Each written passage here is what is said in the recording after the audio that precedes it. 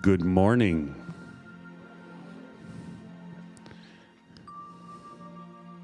It is time for us to leave the things that were important in our minutia, in our day-to-day lives, all the noise and things that we need to do, and just let them go for the next 10 minutes.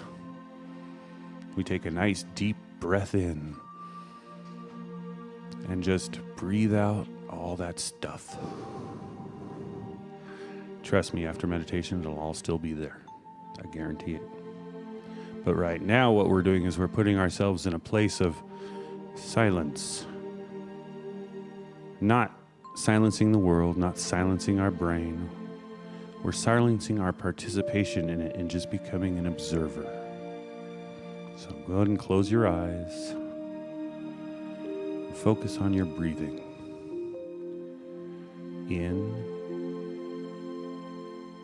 And then release. Let go of muscles that you're tightened. Things that you think or know you have to deal with later. All the stuff that makes up our lives.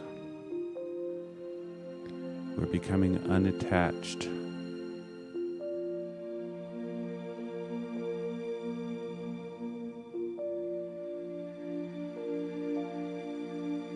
Breathe in. Release.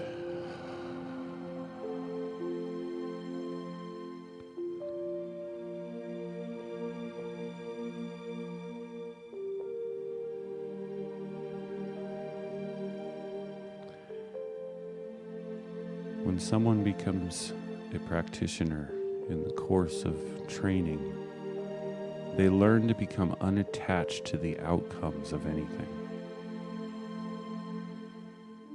God knows the best way to deal with whatever it is in our lives. Us coming up with solutions isn't necessarily the answer. In the quiet space in between, where we stop, become unattached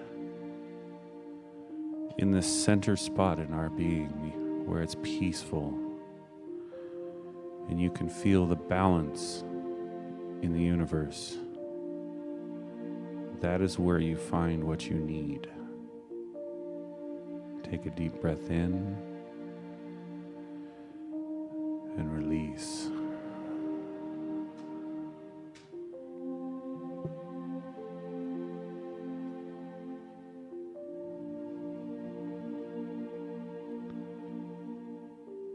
As you descend into your heart space, your brain will keep throwing things at you. The world will keep making noises. Stuff keeps happening. But we let that go, and we become one with the peace. In that heart space, you can hear God speak.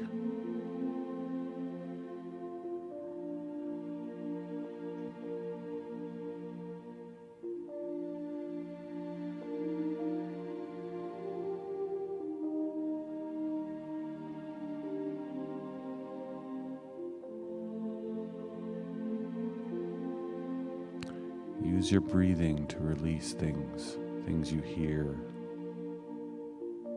talking or whispering, footsteps, stray thoughts. You breathe in and you release.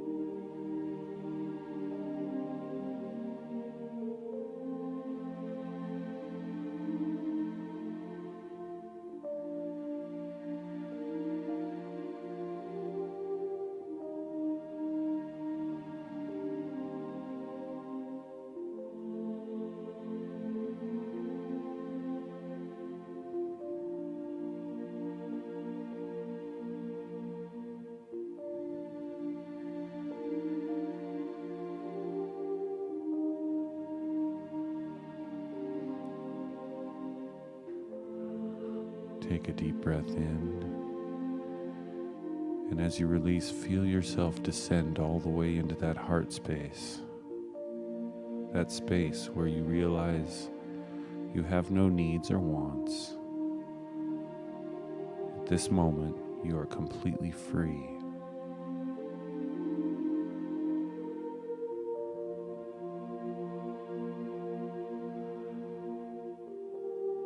In that freedom, you are in harmony with God. You are in harmony with God's universe.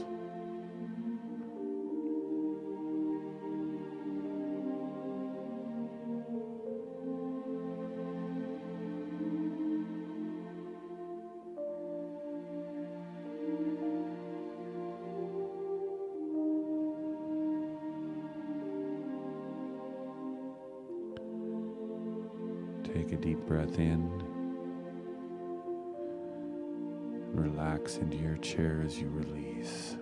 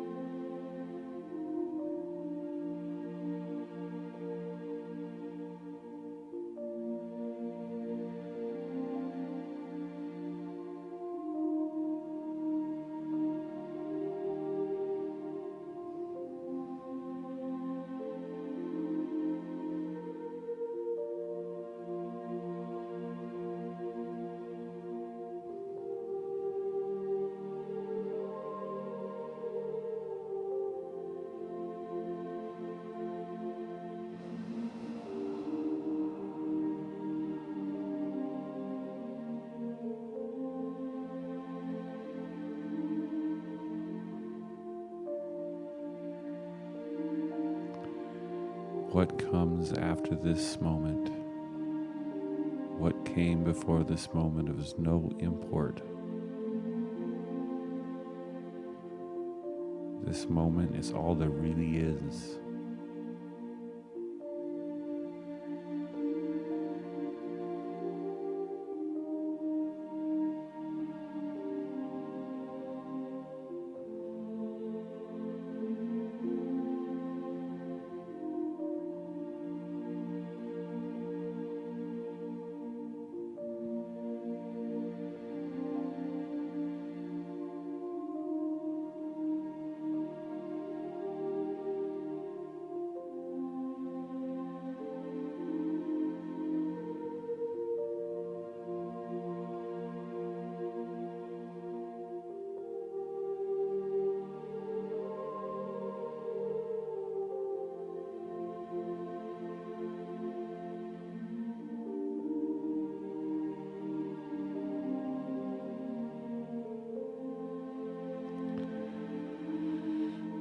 Take one last deep breath in, and as you release it, know and trust that this space is always available to you, is always there, is always present.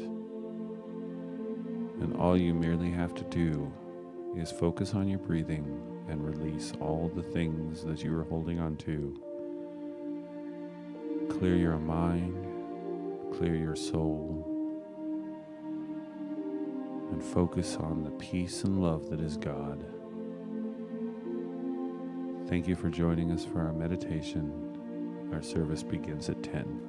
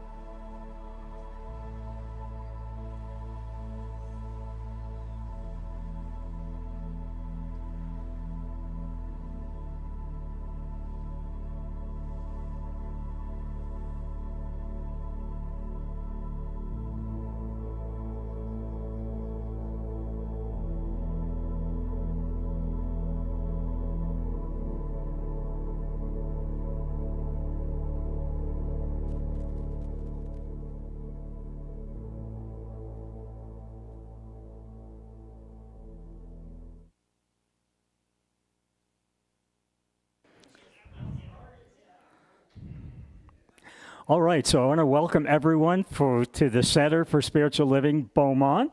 We're part of Centers for Spiritual Living worldwide. There are about 450 CSLs worldwide, mostly in the U.S., and we're part of that organization. And we want to welcome our online viewers. We know we have an online spiritual community. We're really grateful you're joining us today. We want to give a shout out to Rev Bev, who I know is watching and is in the process of healing. So, Rev Bev, we're giving a shout out to you. And we haven't seen Shanna here. I know she's away doing some work, so we haven't seen Shanna in person. So if you're watching, we want to give a shout out to you as well.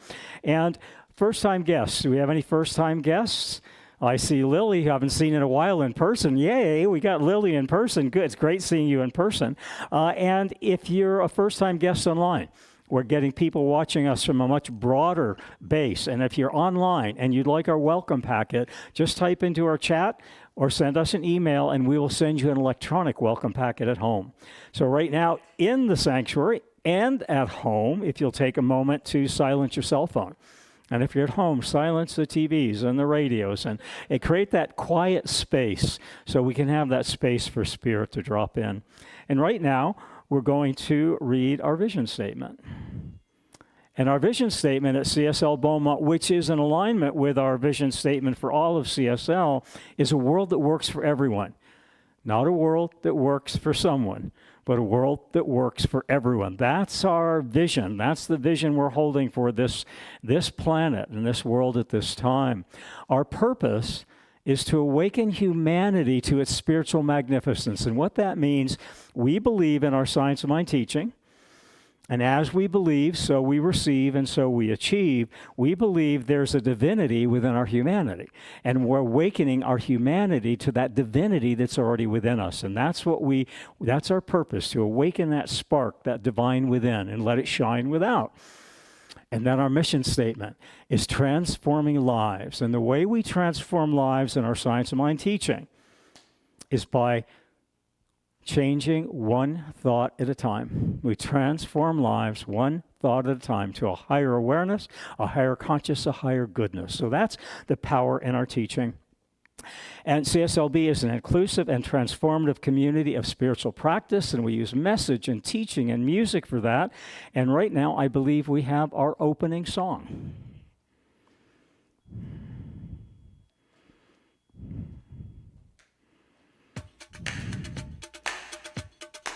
And this is a surprise to me, too, because Reverend Neil chose it. He was supposed to be speaking today, and he couldn't make it, so this is Reverend Neil's choice. So let's see what we've got. If it could be that we agree to live in harmony and set aside all that divides for the sake of humanity, would you say yes? Yes, yes, Yes, yes. If it could be that we agree to meet on common ground, plant a tree and spread the fruit of love all around, would you say yes? Yes, yes, yes, yes. Come on, everybody, sing with me. Yes, yes, yes. Yes, yes, yes. If you believe in you and me, sing yes, yes, yes.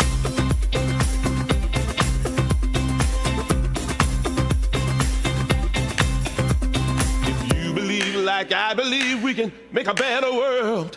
Listen to each other till every voice is heard. Singing yes, yes, yes, yes. But good to say that we found a way to end all poverty. So forward, live with dignity from she to shiny. Oh, will you say yes? Come on, everybody, sing with me. Yes, yes, yes. Woo.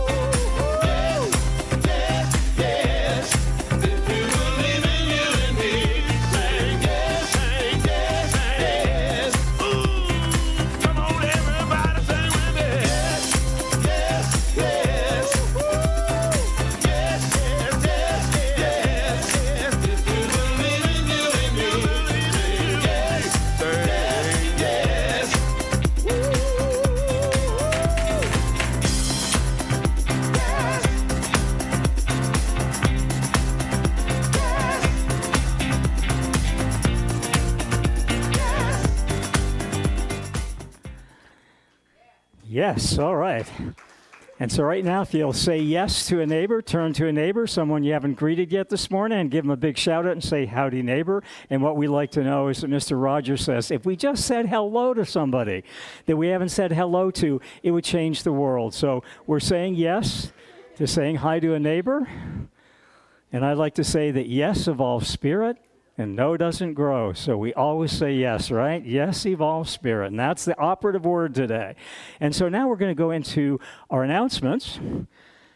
And our first one is our flower ministry. And if you'd like to celebrate a loved one or a special occasion or not a special occasion, just an everyday, ordinary day, you can call Marcia in the office. You can go online and purchase the flowers, donate the flowers for Sunday. These were donated by Sharon Giles, who is a fairly new member at the center, and they're in honor of her husband, Norm, who made his transition in early June, and I will be doing the celebration of life later this afternoon in Riverside for Sharon and her family. So these are from Sharon, and Sharon requested of Ross, Norm liked yellow and purple. That was his request, so Ross went and got a lot of yellow and purple to honor Norm. So thank you, Sharon, and we're really glad you're part of this center.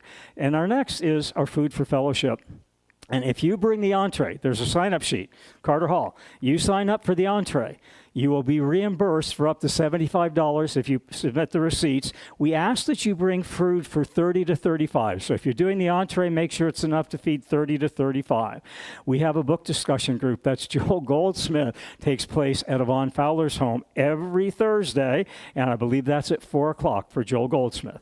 We have a new member celebration, and that is coming up here next Sunday, September 7th. New member celebration. We have 3 new members joining. We're very excited that you're joining. So that'll be happening September 7th. Also, on September 7th. It's a busy day. You don't want to miss it. You don't want to be anywhere else but here. We're doing Tending to Our Digital Garden, and that's being hosted by Darla Mondragon, who is our social media expert and person, and she'll be hosting a workshop on how you share, how you do Facebook and Meetup and all of these things. So she'll be sharing with us after lunch in a workshop, Tending to Our Digital Garden, all the things you always wanted to know about the digital part of your phone and your laptop, and of sharing our messages on Facebook from the center. We also have coming up here in September, it's a good month at September, right? A lot of events are going on. On Saturday, September 27th at 5:30, we have a murder mystery dinner. So they're doing a murder mystery dinner. It's taking place at the Banning's Women's Club, and tickets are $40. You can purchase from Marcia. You can also purchase them on Eventbrite. So that's happening at the end of the month, one of our fundraisers for the year. And there's our new logo, Center for Spiritual Living Beaumont, and we also have Speaking Science of Mind class. And that takes place next Sunday, 9 to 9:30 in Carter Hall, the first and third Sunday of the month, Speaking Science of Mind. That'll be next Sunday as well. And so right now, I will call up Yvonne and for Practitioner of the Day.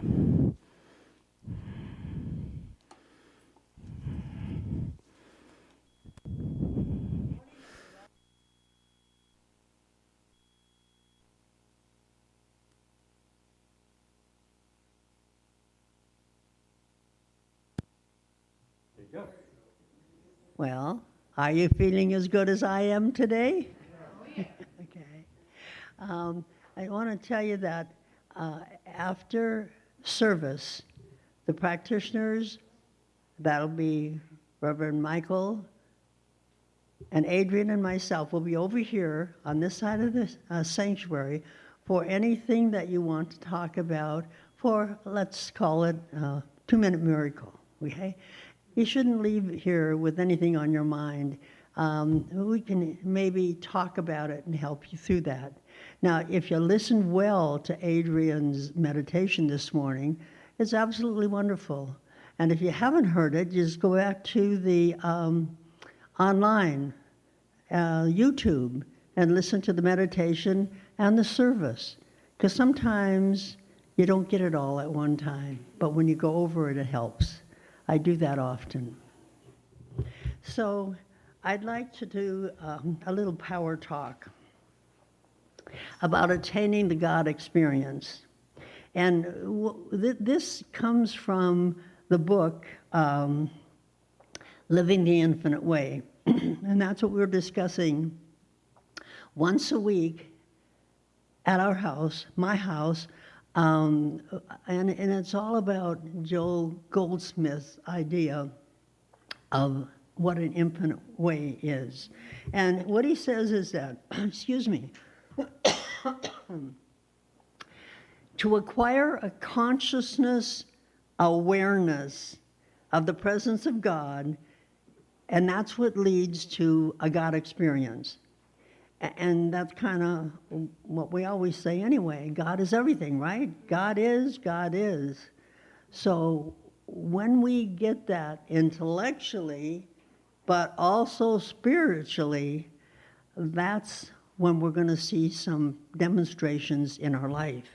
So he says the only thing that we can do, and that is to gain that conscious awareness of the presence of God. That's that knowing and trusting that Adrian always talks about. Knowing and trusting that these things are in us and with us now. And we make contact with the Spirit, with God, by prayer, by communion, by meditation. So those are the ways we contact God. And how do we get to know that God is? Joel says we ask a question. Every time we're in meditation or we're just communing with God, we ask the question, what is God? And each time, depending on what situation we're in our physical life, we might get a different answer. We might get to know God a whole lot better by doing that. And then the next step is supposed to be to assume the listening position, the attitude, so that we can hear what God has to say. And not only what God has to say, but we get to receive it. We receive it so we know what it's all about. We all know that the kingdom of God is within, right? Yes? Yeah. The kingdom of God is within, so the answers must come from within. Now that makes sense to me. And when we come to realize that God is life, because it's already here, it's everything. God is everything, right? So God is life. And if we know that it's already here, then all we have to do is know and trust that God is going to be with us always and help us do whatever we need to be helped. So when we pray, we recognize that life is, and God is the source, right? We know that. God is omnipresent, everywhere present, all-knowing, and all-powerful. Well, Joe says again, only for the realization that I and God are one is what we really need to know. Because that's the first two steps of our affirmative prayer, recognition and unification. And if we remember that realization that I and the Father are one, maybe we might just not have as many conditions in our physical life. When we pray, we must learn to demonstrate the presence and the power of God in our own consciousness. Sometimes we just say the words, but we got to do more than that.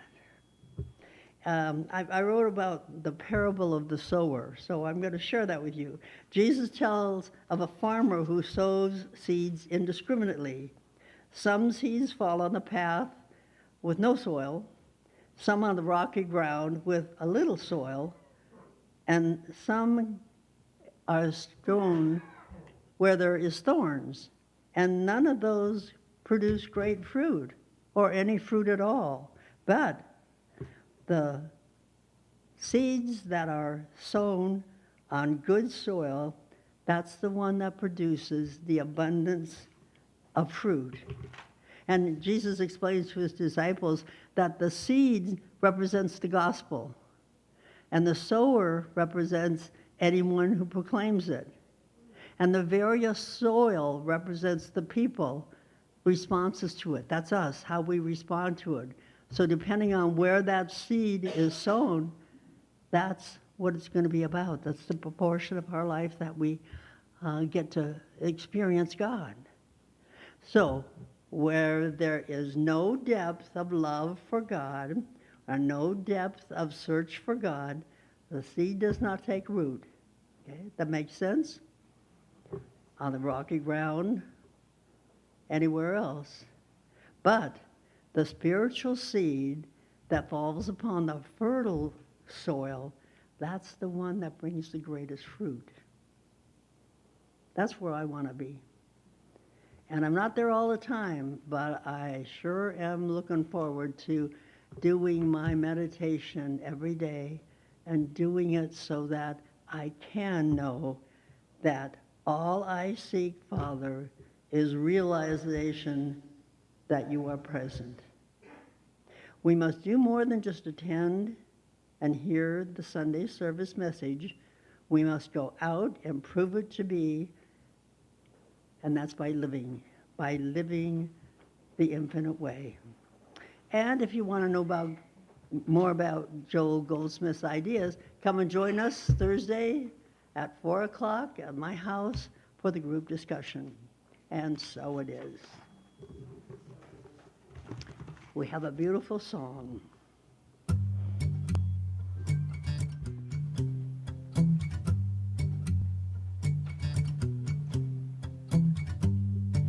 It's the cry of a baby, the whisper in prayer, it's voices and laughter.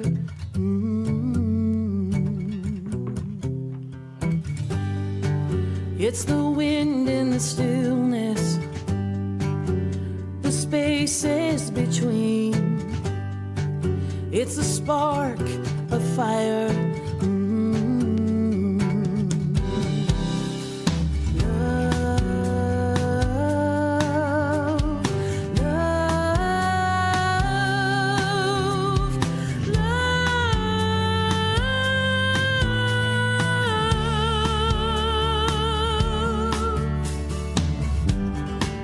It's a seed, a flower, a butterfly's wing, a call and an answer.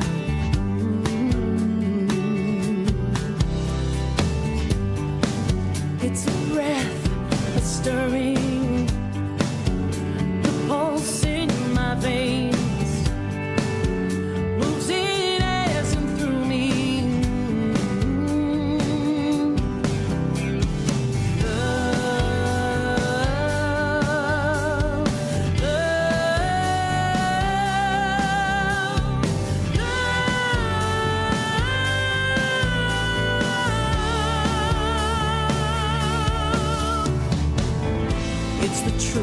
It's a knowing, it's our only design, eternally growing.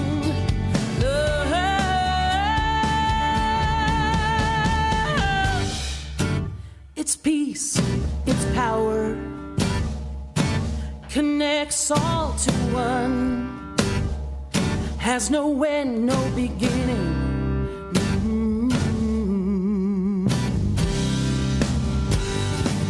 It's receiving and giving. I release, I let go. Find shrugging a shoulder. Ooh, love, love,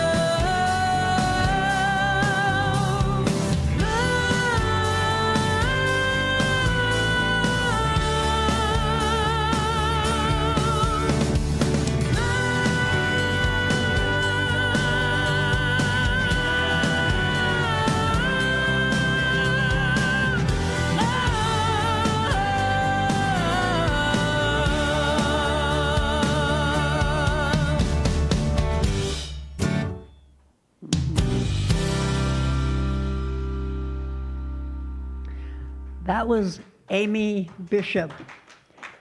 And Ross and Reverend Michael and I were at the conference this year, and she was the music director. She is so powerful, and she's written most of the songs, and this one about love is one of her specials. But it was just wonderful, just wonderful. Well, now let's go into invocation. So if you'll just settle in,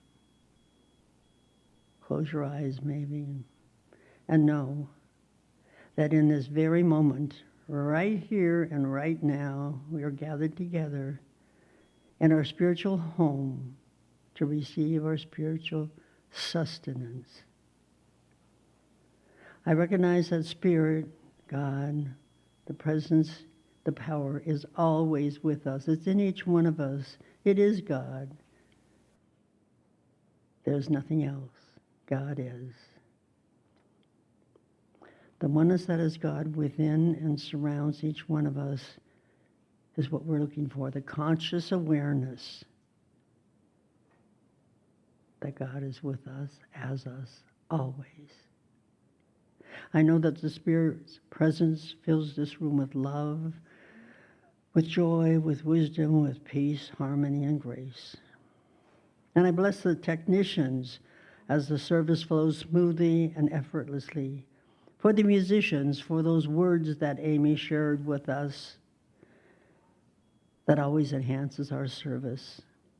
And I bless Reverend Michael, who's the vessel, and he will be giving us the words that we can use and take out into the community, knowing that the message is personal and that it's for each one of us. God is in the house, and so it is. So it is. So thank you, Yvonne, for that beautiful power talk and that beautiful prayer. And there's a lot of transition going on in the world. There's a lot of transition going on at CSL Beaumont. And part of that transition is our willingness to say yes. Right? Our opening song, yes evolves spirit and no doesn't grow. So I want to acknowledge Jasmine this morning. She came up to Ross and said, how can I help this morning? And can I be part of the concierge team this morning? So I want to thank Jasmine, who was our concierge person on the back door meeting and greeting. Jasmine also asked me if she can do the announcement. So we're working on getting it so Jasmine can do the announcements coming up. She wants to step into doing the announcements. So I want to thank Jasmine for that. I want to welcome Lois back. She had a pretty good adventure in upstate New York, and she's back, and she said she had a pretty wonderful adventure. So we're glad to have you back, and I'm also glad you traveled there. I just know it was perfect. So I'm glad for your adventure. I'm glad for your return. I'm glad to see Lily in the house today. So, and Jody, of people we haven't seen for a while, been traveling for the summer. And so I think Joel Goldsmith, I feel, would invite us to say yes. And he would invite us to say yes to that spiritual wisdom, that spiritual maturity, that spiritual maturation that comes about when we come to know the light of our inherent divinity within. And part of that is learning to say yes. We want to say yes. And Adrian, can you get the slides to advance? They're not quite advancing here. Okay. So our talk title is In the Gloming. And in the gloaming is a space between the twilight, the sun setting, and the dark of the night, and the sun rising and the dawn of a new day. And so we're talking about light in the gloaming today. And Science of Mind is not about the light of one if by land, two if by sea. Science of Mind is about our coming to see the light of our inherent divinity. And so there's a story that speaks to coming to see the light of our divinity within, that speaks to coming to know who and whose we are, that comes to speak to the truth of this teaching is about to coming to see our inherent divinity within. And it starts with a dog on his own, strolling past a technology store. Let's call it an Apple store because they have such great technology. Not advertising any brand. I don't use Apple. I use Microsoft, but Apple has such great stuff. So the dog is strolling past an Apple store, right? Great technology. And he eyes a sign in the window. Dog eyes a sign in the window. And it says, we're looking for someone to assist. We're looking for an assistant, help wanted ad. But it says, here are the requirements. You must be able to type, you must be able to computer code new programs, and you must be bilingual. Well, and we're an equal opportunity employer. So the dog grabs the poster in the window, the Help Wanted sign. He walks into the technology store, and he drops that sign right at the foot of the manager of the store. And the manager is a little bit bemused by all of this, but the manager is willing to play along. And that's part of our Science of Mind teaching. Are you willing to play along with this stuff? You got to play along. I like to call it a playground of consciousness. And part of our willingness to play along in that playground of consciousness is what makes all things possible.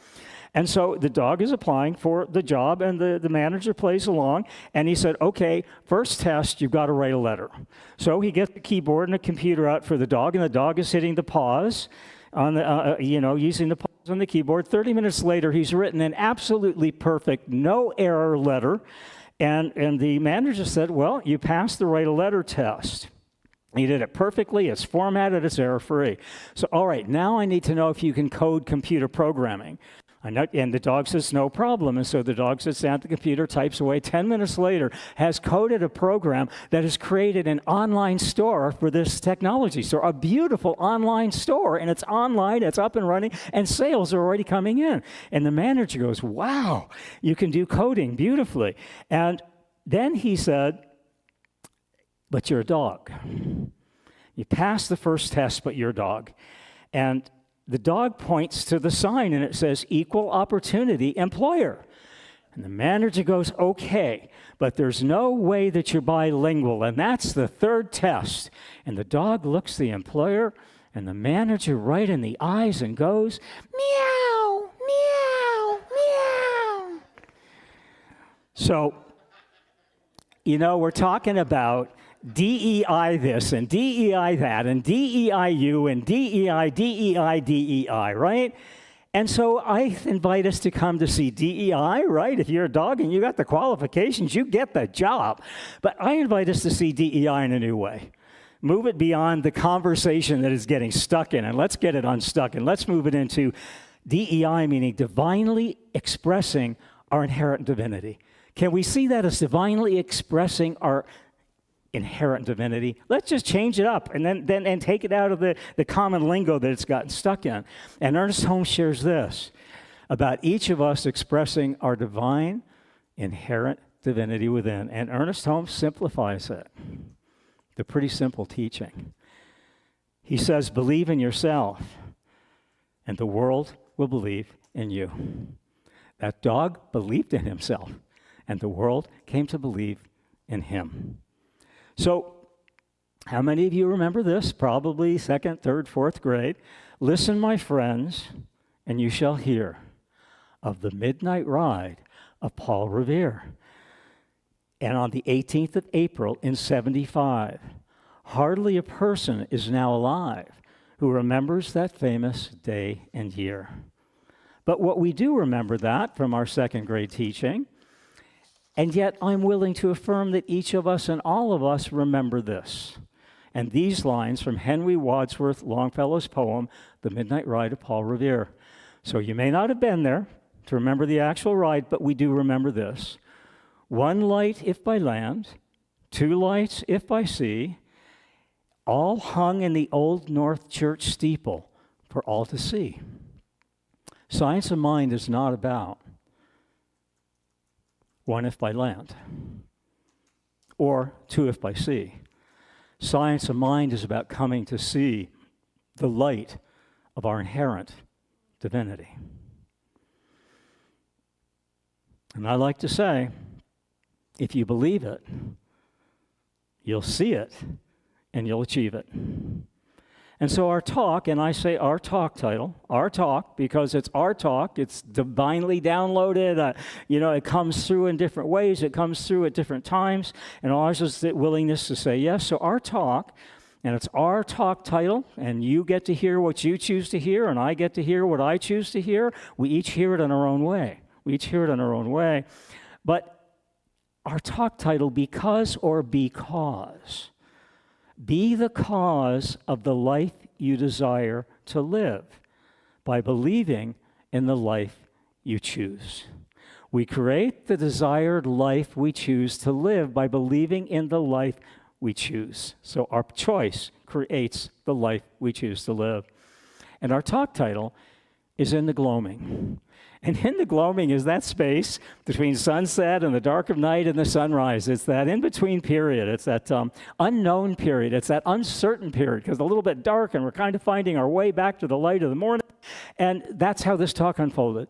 Reverend Neil is supposed to be here today. He had some things come up. He asked me at 3:30 yesterday if I could fill in for the talk, and I wanted to say no. I did not want to say yes. And I said yes. And I'm coming to realize that yes evolves spirit, and no doesn't grow. It wasn't mine to write a talk. It was mine to say yes to the opportunity to be here today. And at 2 a.m, in that time of the gloaming, here's how this stuff shows up when we say yes. 2 a.m, talk title shows up. And I thought, that's okay. I'm in the gloaming between the light and the dark. And I thought about it. And I got up at 2 a.m. and I wrote this. In the gloaming refers to the two lights, the twice lights of twilight. It's the time just after sunset when the day transitions to night. Yet in science of mind, we know that the two lights and the twice lights of twilight become as one with the light of the dawn of the day of new tomorrows, which always follow, right? So the setting of the sun and that dark in between of the gloaming and the light of the new day, there's always a new day of tomorrow which follows. As surely as winter follows fall, as spring follows winter, and as summer follows spring. It always flows. It always follows. And so Ecclesiastical shares this. And this is Ecclesiastical. It's paragraph 3, and it's verses 1 through 8. And it shares this about in the gloaming. To everything there is a season, and a time to every purpose under heaven. There's a time to be born, a time to die, a time to plant, and a time to harvest that which has been planted. And then Ecclesiastical further goes on to say this. And here's the point of the gloaming that came through. The gloaming at 2 a.m. became the glowing of the awareness that I'm always connected, that became the glimmer of the light of I wasn't saying yes yesterday. Spirit through me was saying yes. And when Spirit through me, in, as, and through me says yes, guess what? Spirit always provides. Spirit always provides. And so this came through. A time to gather stones and a time to cast away stones. The question I now ask, and I ask it of myself as one with you. So I'm asking it of me, but I'm asking it of you because we're one. Are you a cast-awayer of stones? Are you a gatherer of stones? Or are you a carver of stones? Where are you? Gatherer of stones? A cast-awayer of stones? Or a carver of those stones? Because the decision you make about where you are in relationship to stones will create the life you live. And here's why. There's a story of 3 students who are on the path to enlightenment. There's a novice, a beginner. There's a middle person right in the middle of his studies. And there's an advanced person, 3 people. And they all have backpacks, and they're hiking up this mountain. And the novice has his backpack in front of him. And every rock he sees, he picks up, and he picks it up to clear his path. So he picks it up, he puts it in the front of the backpack. And he also picks up the rocks because they represent his worries and his doubts and his disbelief. And his pack gets heavier and heavier and heavier in the front. Remember, this is Ecclesiastes. And all of a sudden, he's stooped over, and he can't move any further forward because he's picked up so many stones of worry and doubt and disbelief and distrust. And he's not sure as a novice he's going to make it to the top of the Enlightenment Mountain. And so he just stops. The intermediate medium student says, you're doing it all wrong. You're doing it all wrong. He said, you want to pick up those rocks, but you want to put them in the back of your backpack. So the second student has the backpack on his back. And he said, look, I'm picking up stones. I'm putting them in the back of my backpack. I'm able to move forward. Yes, I'm weighed down. But I can still move forward. You can't even move forward. So the middle student says, I'm going to move forward. Even though I'm carrying the weight of the worry of the world on my backpack, I can still move forward better than you. And the third and the advanced student, the enlightened student, has the backpack on the back, and he's putting the stones, and he said, look, I used to put them in the front, and then I put them in the back, and now I put them in the back, but here's the difference. When you graduate enlightenment school, I cut a hole in the bottom of my backpack, so when I put the stones in, they fall out, and that's enlightenment, being light in the moment, and that's the story of Ecclesiastes. And so I ask you, are you a gatherer of stones? Are you a castawayer of stones, or are you a carver of stones? And when we come to carve stones, and look at that stone, whatever it is, the stone of our conditions that might appear to be hard, and we don't see the beauty in that condition, we can carve that condition, right? We can carve a carrot, we can carve anything, but we can carve a stone. And Michelangelo said, I don't see the stone. I don't see the marble. I see the beauty within. And that's our teaching, and that's in the gloaming. In the dark of the night, between the sunset and the sunrise and that darkness, there's absolute beauty. It's there. What are you going to choose to see in that dark? What are you going to call forth? What are you going to carve in that darkness? You know the sunlight's going to follow. So when you're in the dark, when you're in the shadows, keep seeing the beauty. Keep seeing the beauty that's inherent in everything. It's inherent in every condition. It's inherent in every belief, in every worry, in every doubt. Spirits within, in the gloaming, in the dark, between sunset and sunrise, in that gloaming, in that dark, is a very, what did Yvonne say? A very fertile field.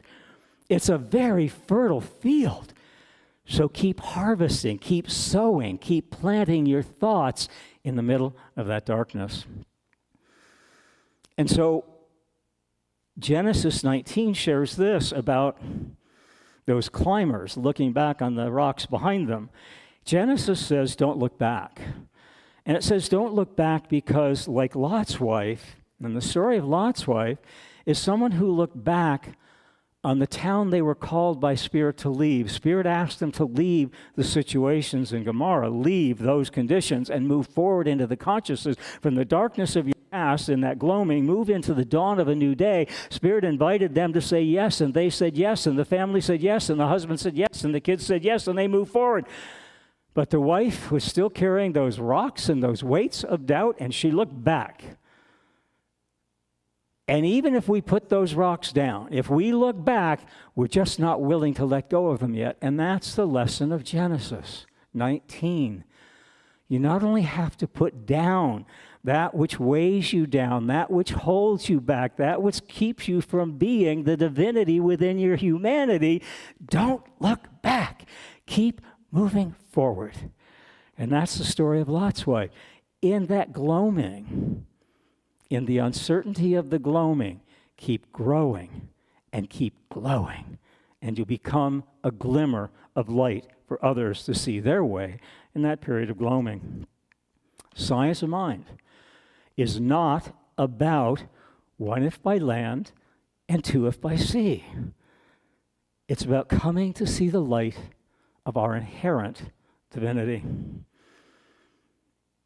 So in the gloaming, our next story is about the twice light of twilight of a horse named Snowman.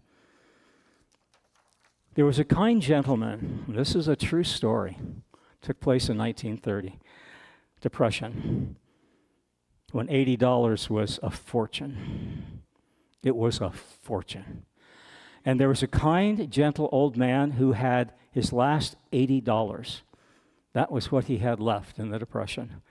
And he chose to save a plow horse. He was in town, he was going to buy goods, and there's this plow horse that was on the wagon to the glue factory. And he knew this horse would be killed. And so he spent his last $80 to buy this horse. And the horse's name was Snowman. And he was an old Amish plow horse who'd lived out his better days.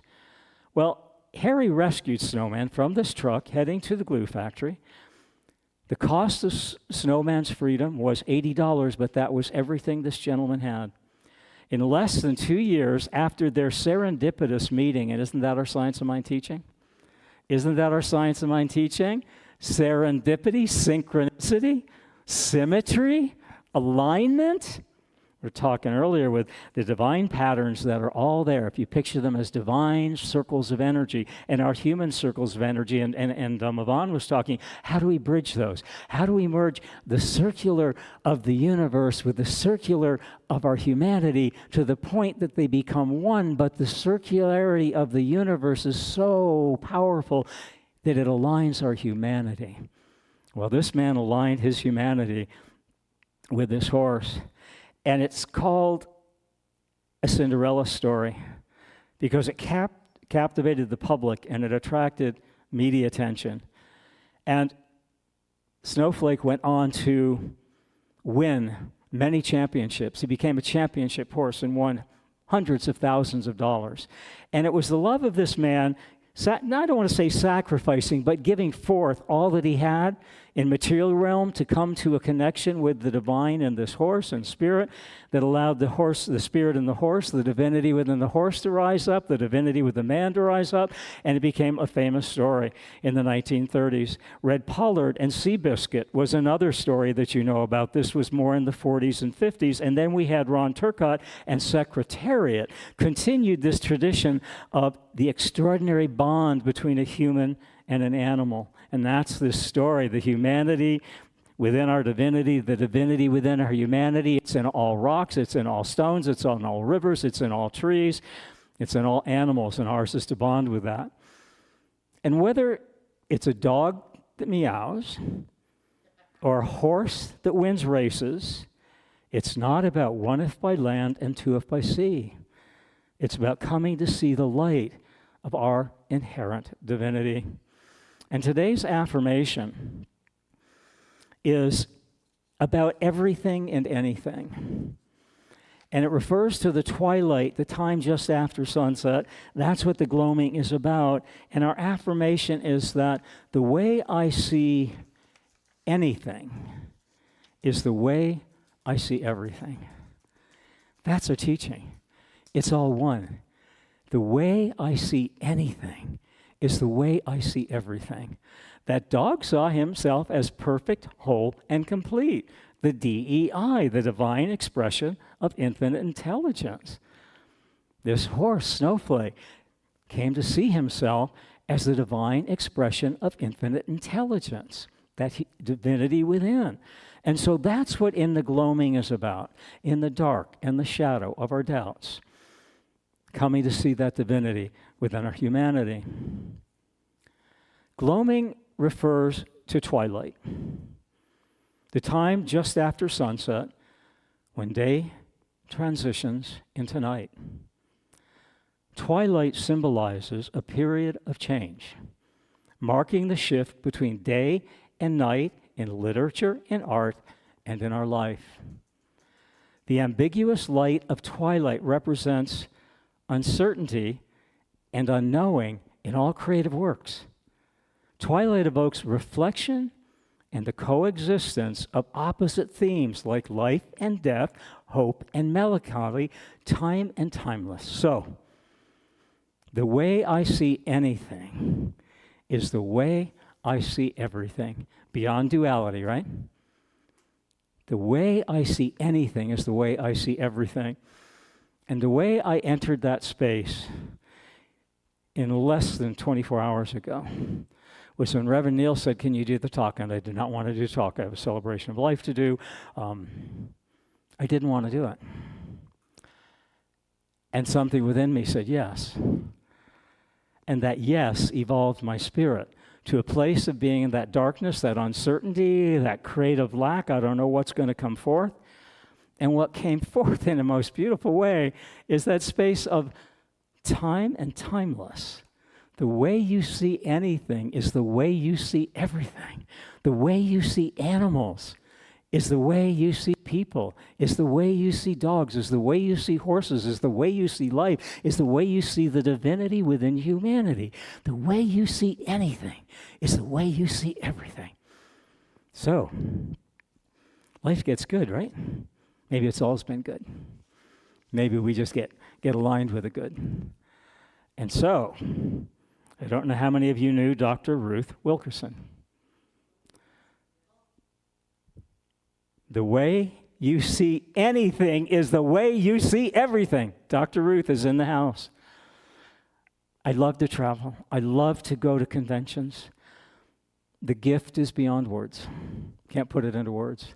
I met Dr. Ruth Wilkinson at a Selamar the same summer I met Rob 16 years ago. And because of time schedules and conflicts, I rode share up with someone that didn't work out, and I was looking for a ride back home. And Bob English, some of you knew Bob English and Frank English. I met Bob English there. He had not met Frank yet. And we met, and I said, I'm looking for a ride home. I know you live in Palm Springs area. He said, sure, come on, join us, but I have another passenger riding back with me, and that's Reverend Ruth Wilkerson, and I think you guys would enjoy the conversation on the way back. We spoke all the way back about ministry. I was practitioner then, not a minister. We spoke about it. And so it came to me today. Reverend Ruth gave me this. I'm organizing my office. Roth will tell you it's in progress. It's in progress, making progress. On my desk, under a pile of papers that I was working through at 3 this morning, clean up the desk so you can get on with this talk, this book was there. And I opened it to this, and this is how we're in the gloaming, in the dark of, I don't want to say yes to this talk. There's nothing there. And I said yes, and I entered the space of timelessness. And this is what Reverend Ruth shared with me, Dr. Ruth shared with me. This is just so amazing. This stuff is so amazing. I heard Dr. Ruth, and there was her book, and she said to me, the way you see anything is the way you see everything. And she said, how are you seeing time, Michael? You don't have enough time? Are you kidding me? Spirit is timeless, and you're one with Spirit, so let go of it. So I let go of it at 2:40 in the morning. And this is Dr. Ruth in her book. Say yes. Say yes. You always have enough time, because you're always in divine time. And this is from Reverend Ruth this morning at 4 in the morning, clearing away a few more papers, and there was this pamphlet. Have you ever felt you were rushed for time?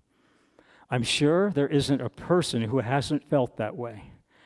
There seems to be so much to do and so little time. We believe it's natural to be rushed. But the truth is, we always have enough time to do what we wish to do. Strange as it may seem, says Dr. Ruth.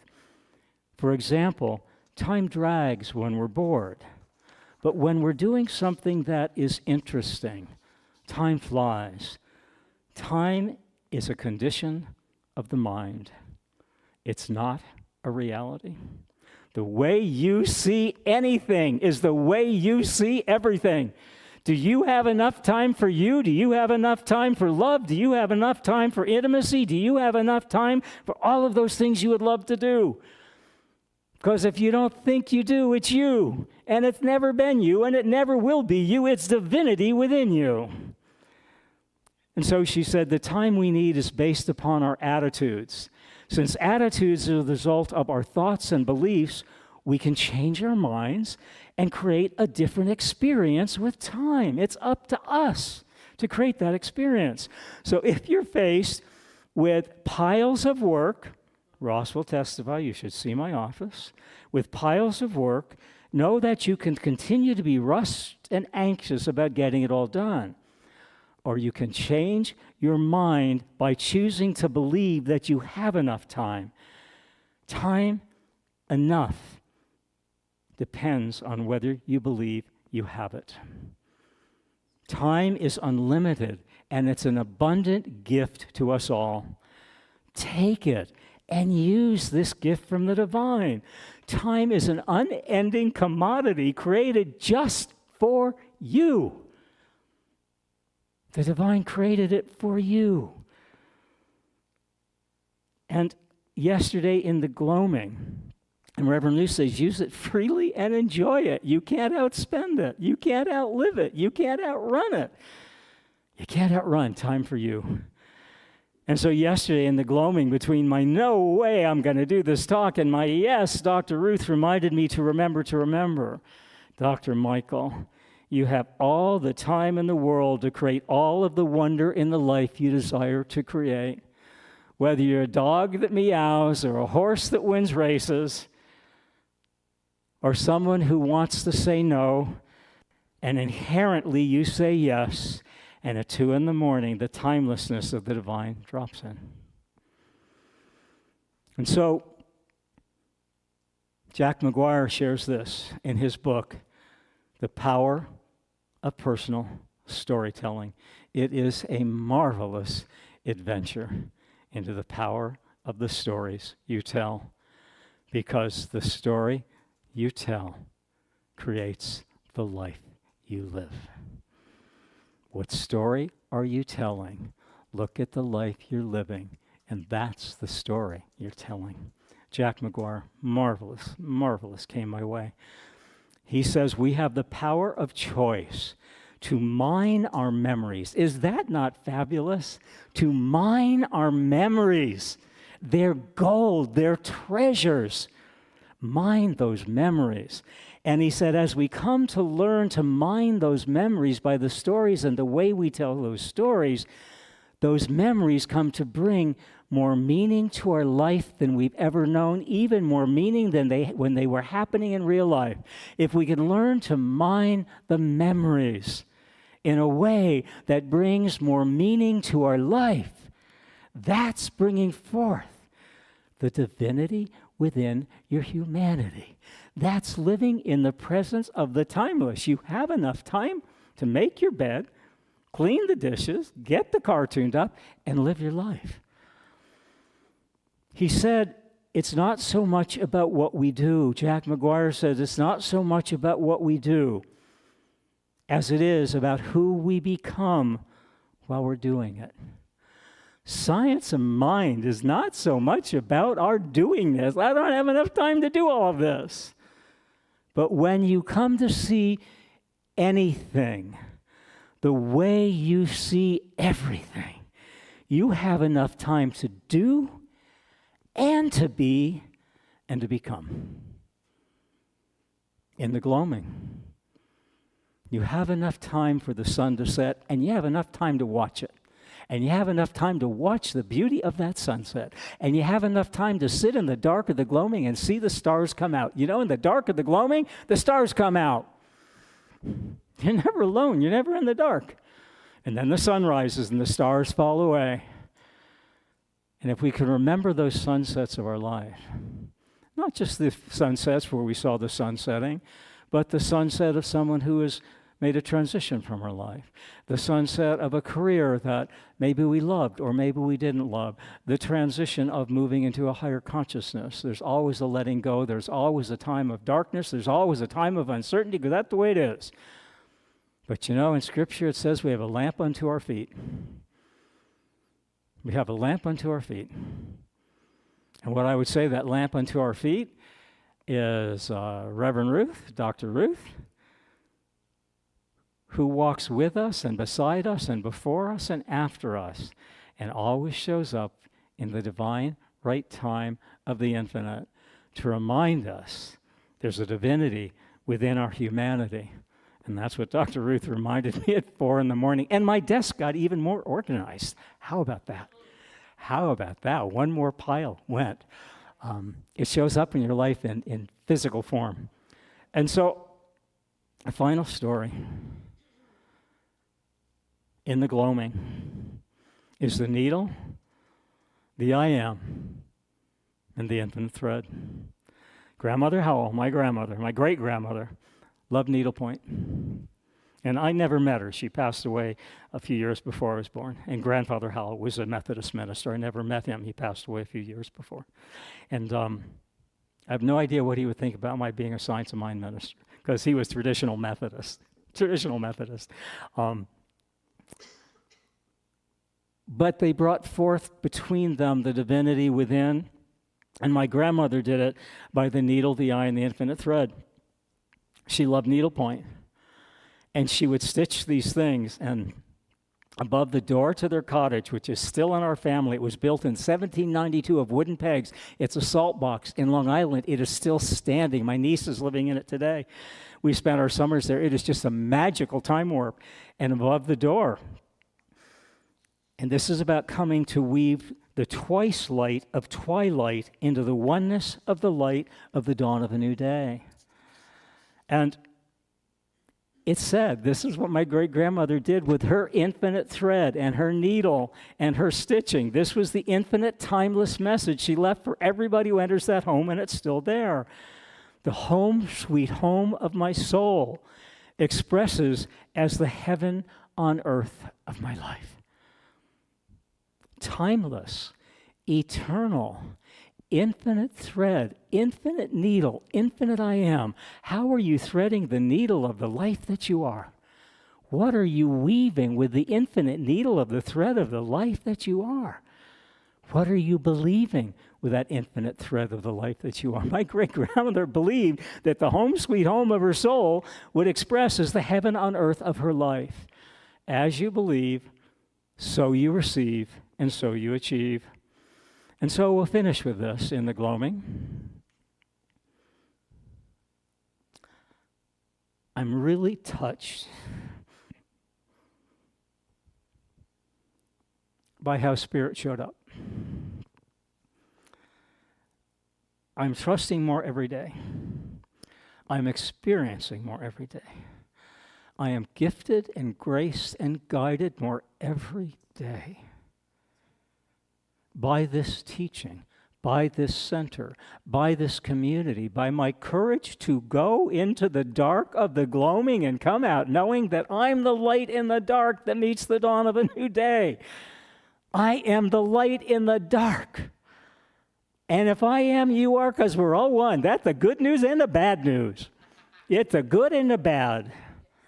And so when I was finishing this talk about 6:30 this morning, this came to me. It's the way Spirit comes to us. We don't have to go to it. We just have to be open to it. Stop going toward it. Stop moving toward it. Just open your arms to it, and open your hearts to it, and open your soul to it, and open your voice to it, and open your vision to it. And so this came to me. And it's just right for me. It may not be your Goldilocks ending. It may not be too warm or too cold or just right, but this came to me, and this was my Goldilocks ending today. And this image came to me. And this came to me in the gloaming of that dark before sun was rising. There was so much light. I'm telling you, there was so much light. And this came to me, and this is so much what in the gloaming is about. This is so much what this teaching is about. This is so much what this center is about. This is so much what your life is about. This is so much what your life is about. Because it's what my life is about. And I know it, and I see it, and I believe it, and I receive it, and I'm achieving it. So whether you're in the twice light of the gloaming or the oneness of the dawn of the light of a new day, where you are is where your treasure is. Because you are the true treasure you've been waiting for. Not the light of one if by land or two if by sea, but the true light of your inherent divinity. And so in the gloaming, we will finish. In the gloaming of the darkness of that moment when Reverend Neil said at 3:30, can you do the talk? And something in me said yes. And Reverend Ruth was buried beneath the pile of papers, said, one more pile of papers, you got to clear your desk before you write. There's always enough time.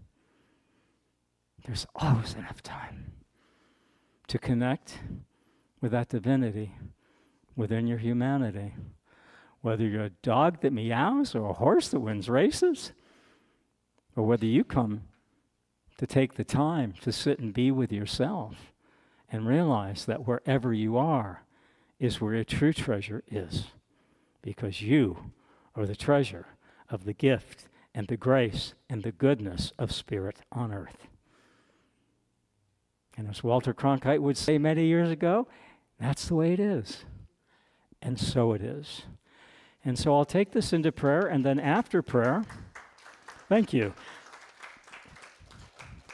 I'm surprised I'm still awake. See if I make it through the celebration of life today. We're knowing, right? We're timeless and tireless. I guess we're tireless. No, I'm not into that consciousness yet. So we'll take this into prayer, and then Bill Sodi will come up, our board president, and Adrian will come up with Bill, and Bill will do a special presentation. But let me pray out, and then we will have Bill and Adrian come up. And so we're just knowing that in the timelessness of the pricelessness of that pearl of great price, at that pearl of great price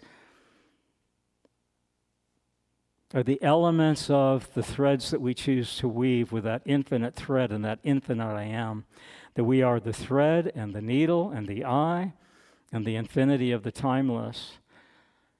And so I'm choosing to let this prayer weave itself with that timelessness and that gracefulness and that goodness and this weave, this fabric, this faith, this weave and this fabric and this faith of this teaching I love so much that Ernest Holmes calls science a mind. When we're willing to leave our mind behind, we enter a place of the timeless now in which all things are possible.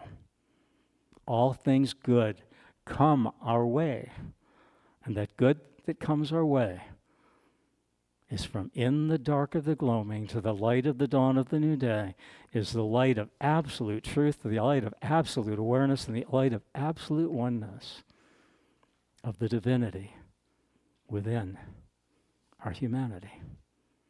And together I invite us to say, and so it is, and I'll call Bill up and Adrian up, and Bill has a presentation to make.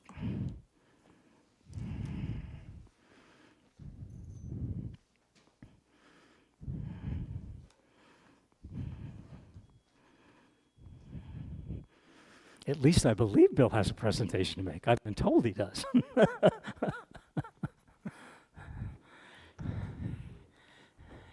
We have a great opportunity today to honor the selflessness that Adrian has graced the center for 16 years? No? 12 years. With leading the tech crew and basically building what was a very simple, rudimentary bit of equipment and booth to what it is today. And we wanted to take this opportunity to thank and honor the selfless performance and gift that you've given the center.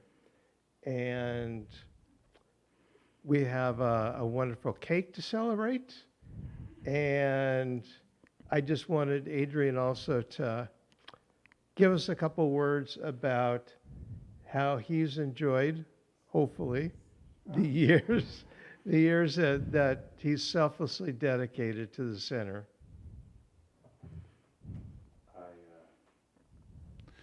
I grabbed a microphone.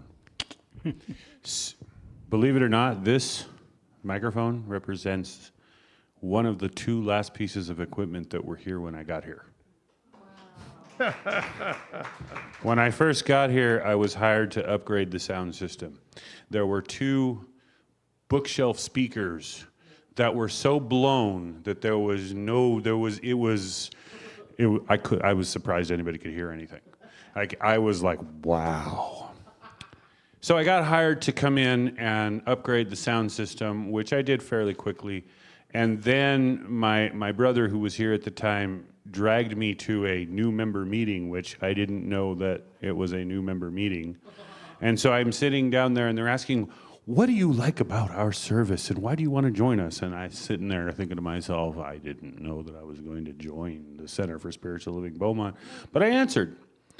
I said, this is the only church I've ever been to where what was taught matched what I know about physics and quantum physics, which is a whole lot of jargon to say that what's going on in the scientific community is that what we teach is being proven every day. And that's why I've stayed. Because what we teach with our intention and attention is the most important lesson that any of us can take forward into our lives. Change your thinking, change your life isn't just a catechism. It's literally what we're trying to do here. Praying is the penultimate human activity that brings us more in alignment with the person that God made us when we were born. And I have stayed here ever since because that is still the underlying current that moves Centers for Spiritual Living forward into the world. It is the best kept secret that we need to get out of our walls and out into the world in order for the insanity that you see on news to change. And so I have stayed here and I have loved all of you and this center, and I am proud to be a practitioner with the Center for Spiritual Living and have had this my home for the last 12 years. So thank you.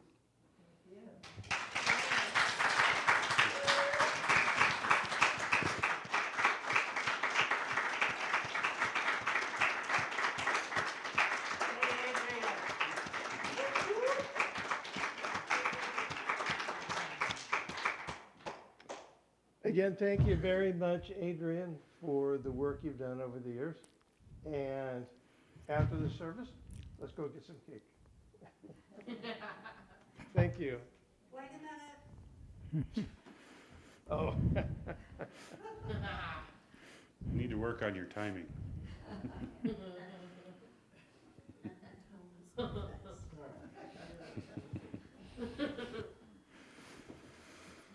It's all yours, Rev. All right. And so right now we are going to do our offering. And, and we all say, and so it is, that it is the and so it is of the divinity within our humanity, which Adrian was talking about, that science is now proving. It's the way it is.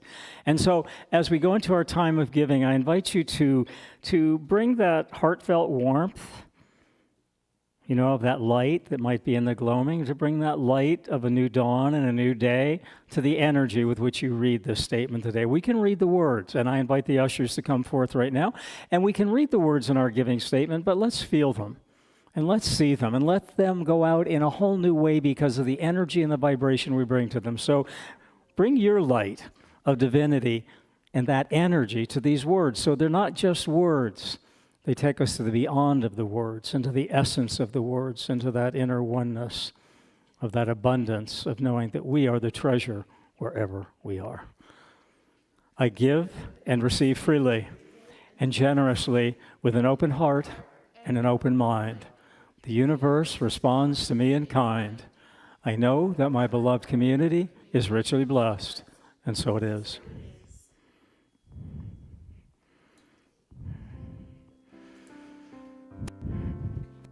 Thank you, Jasmine.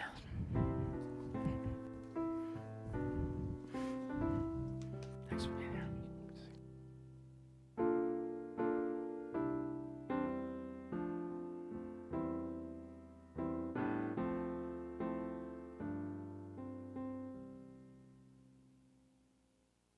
Thank you, God, for everything. Thank you, God, for everything. Thank you, God, for everything. Thank you, God, for everything. Thank you, God, for everything. Thank you, God, for everything. Thank you, God, for everything. Thank you, God, for everything.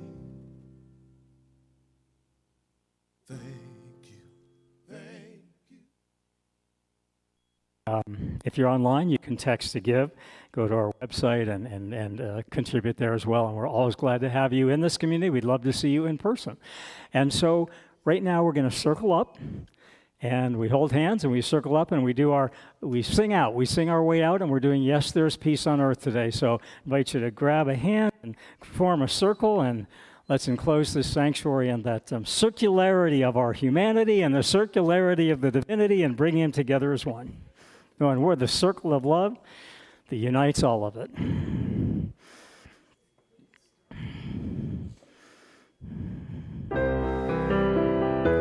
if you want to remain seated and join us in consciousness, whatever you're comfortable with works for us. Yes, there is peace on earth, and yes, it begins with me. Yes, there is peace on earth, the peace that was meant to be, with God as our power.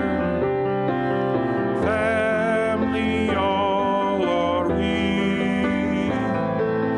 We will walk with each other in perfect harmony. Yes, peace begins with me. Yes, this is the moment now. Right now. With every step I take, let this be my joyous vow, to take each moment and live each moment in peace eternally. Yes, there is peace on earth, and yes, it begins with me.